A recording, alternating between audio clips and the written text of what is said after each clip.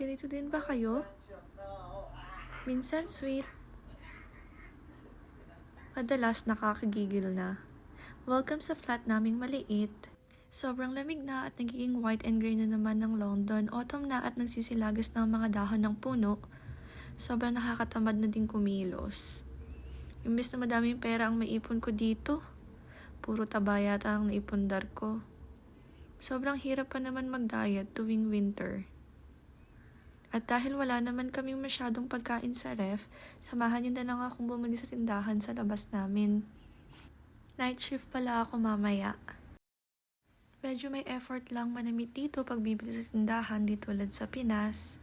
Nakashoes pa nga. Favorite ko palang sapatos to. Sobrang comfy. Pag tumatanda na din na importante ang design. Ang importante dun na lang sa komportable ba or hindi. Nasa first floor pala yung flat namin. Dito sa UK, meron silang basement, ground floor, and first floor. Sana gets nyo, nagdala na din ako ng plastic bag kasi may bayad na naman to sa tindahan. Sayang din yung 10 pence, medyo nakakatakot lang minsan. Gumamit ng phone sa labas kasi madaming nananakawan ng cellphone dito. Kaya dapat alerto lagi at kung maaari wag na mag-cellphone sa daan. So much fun. Favorite kong tindahan to kasi 2 minutes walk lang from our flat. Naghahanap ako ng pwedeng i-partner sa meat na lulutuin ko. I decided to just make a chicken wrap. Maliit lang tong tindahan na to.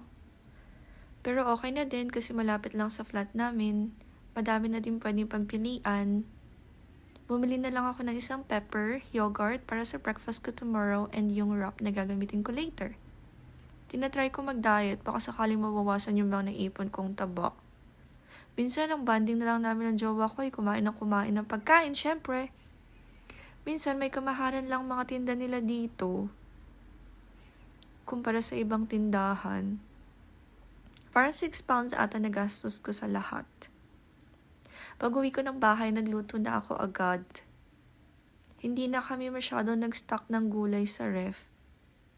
Minsan kasi hindi naman nagagamit at ang ending ay tinatapon na lang din namin. Sayang naman.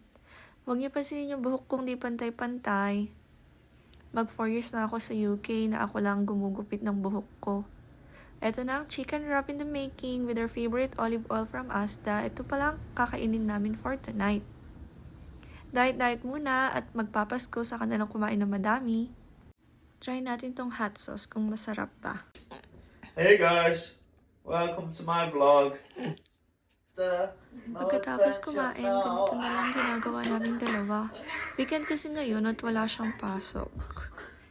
Mag 2 years na din kami simula na naging official kami at 7 months na din kami magkasama dito sa flat. We used to be LDR pero mga 2 to 3 hours away lang naman. Cuddle muna bago pumasok for night shift. Be winter na, hanap ka na ng kakadal. Charing! At kung curious kayo kung saan kami nagkakilala, hindi ko na maalala yung app, pero dating app yun.